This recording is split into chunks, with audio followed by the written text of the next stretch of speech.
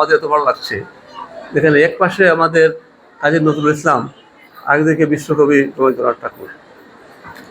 কাজী নজরুল ইসলামের একটি কবিতা, দুটি লাইন আমার খুব মনে পড়ছে এখন। উনি লিখেছেন এভাবে যে, মোরা একই বৃন্তে দুটি কুসুম, হিন্দু মুসলমান, মুসলিম তার নয়নমণি, হিন্দু তার প্রাণ। মুসলিমকে বলছেন নয়নমণি, হিন্দুকে বলছেন তার প্রাণ। এই যে মুসলিম এবং হিন্দু, এই দুজনের জন্মবার্ষিকী নিয়ে আজকে আমরা একত্রিত হয়েছি। দেখেন, আজকে আমাদের সমাজে যে আমরা অশান্তি দেখছি, উশৃঙ্খলতা দেখছি,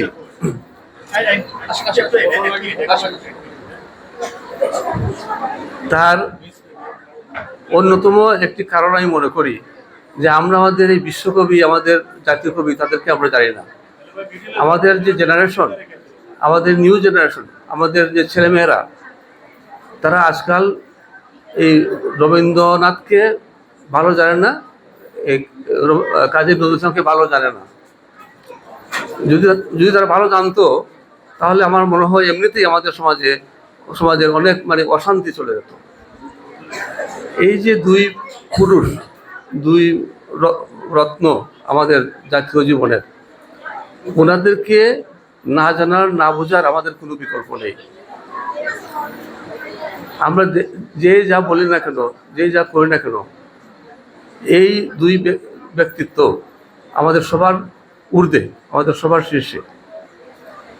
এবং ওনাদের যে জীবন দর্শন, সেটা হচ্ছে মানবতার জীবন দর্শন, এবং সেটাই হচ্ছে মানুষের ধর্ম, সেটাই হওয়া উচিত মানুষের ধর্ম। এর বাইরে আর কিছু হতে পারে না।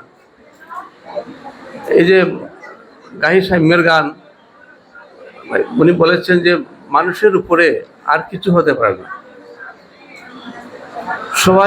সব মানুষ এক।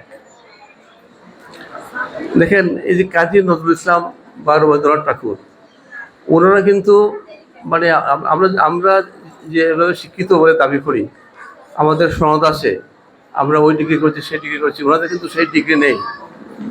তার কারণ একটাই, ওনারা এই সমস্ত ডিগ্রির ধারে ছিলেন না।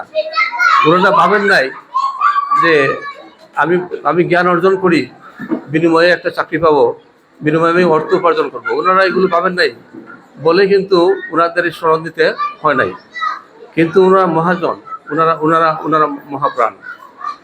ওনারা যে শিক্ষা দিয়েছেন আমাদেরকে, ওনাদের চিন্তা ভাবনা, এগুলো যদি আমরা ধারণ করতাম, তাহলে কিন্তু আজকে আমাদের মধ্যে কোনো ভেদাভেদ থাকতো না, কোনো অশান্তি থাকতো না।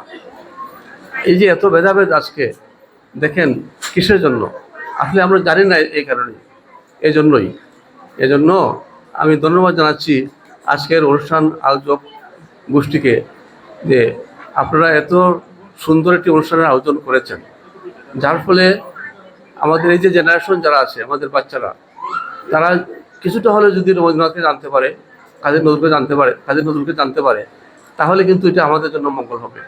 এবং আমাদের সবার দায়িত্ব হচ্ছে আমাদের জেনারেশনকে এই কাজী নজরুল ইসলাম এবং রবীন্দ্রনাথ ঠাকুর সম্পর্কে ধারণা দেওয়া, ওনাদের যে রচনা সামগ্রী রয়েছে এগুলো পড়তে বলা। আমরা যারা অভিভাবক, আমাদের দায়িত্বের মধ্যে এটা কিন্তু অন্যতম একটা দায়িত্ব। আসলে আমরা অভিভাবকরা আমাদের দায়িত্ব সুষ্ঠুভাবে পালন করছি না। এই জন্যই কিন্তু আমাদের মধ্যে এত অশান্তি, এত বিভেদ। কাজী নজরুল ইসলাম, রবীন্দ্রনাথ ঠাকুর কিন্তু মানুষের মধ্যে কোনো বিভেদ দেখেন নাই। হিন্দু মুসলিম, নারী পুরুষ, তার মধ্যে কোনো বিভেদ দেখেন নাই। আমরা আজকাল বিভেদ করে ফেলি। এজন্যই তো আমাদের মধ্যে এত অশান্তি এবং এত ভেদাভেদ। মানুষের আদর্শ হচ্ছে মানবতা, এবং কাজী নজরুল ইসলাম, রবীন্দ্রনাথ ঠাকুর, ওরা কিন্তু মানবতার কবি ছিলেন। আমি বলবো ওনাদের অনেক গুণ আছে, অনেক গুণান্বিত আছে, অনেক গুণে ওনারা গুণান্বিত। কিন্তু সবচেয়ে বড় যে বিষয়, সেটা হলো ওনারা ছিলেন প্রকৃত অর্থে মানুষ, এবং ওনারা মানবতার গান গেয়েছেন, সারাটা জীবন মানবতার গান গেয়েছেন, এবং মানুষকে যে শিক্ষা দিয়ে গেছেন, সেটা যদি আমরা অনুসরণ না করি, সেটা আমাদের ব্যর্থতা। এজন্য আমি আহ্বান জানাবো, আমরা যারা আছি, অ্যাটলিস্ট আমরা যারা অভিভাবক, আমাদের বাচ্চারা আছে, সন্তান আছে, আমরা যেন আমাদের বাচ্চাদেরকে রবীন্দ্রনাথের জীবন জীবনী পড়তে বলি, কাজী নজরুল ইসলামের জীবনী পড়তে বলি। এই যে কাজী নজরুল ইসলামের যে গান, রবি ঠাকুরের যে গান, এগুলোর মধ্যে কিন্তু বা ওনাদের লেখনী, এর মধ্যে কিন্তু ওনাদের একটা জীবন আদর্শ আছে। এবং সেই জীবন আদর্শ জানতে হলে, বুঝতে হলে আমাদের পড়তে হবে, না পড়লে কিছু হবে না, আমাদের জানতে হবে। এই জন্য আমি আহ্বান জানাবো, বিশেষ করে আজকে আমাদের এই যে আমাদের ফিউচার জেনারেশন যারা আছে এখানে, তোমাদেরকে অনুরোধ করবো, তোমরা আমাদের এই যে দুই রত্ন, মানব রত্ন, তাদের জীবনী শিক্ষা করো, তাদের লেখনী তোমরা পড়ো, তাহলে দেখবে তোমরা আদর্শ মানুষ হবে এবং আলটিমেটলি এই দেশ, এই জাতি উপকৃত হবে। আমি আর বেশি কথা বলবো না।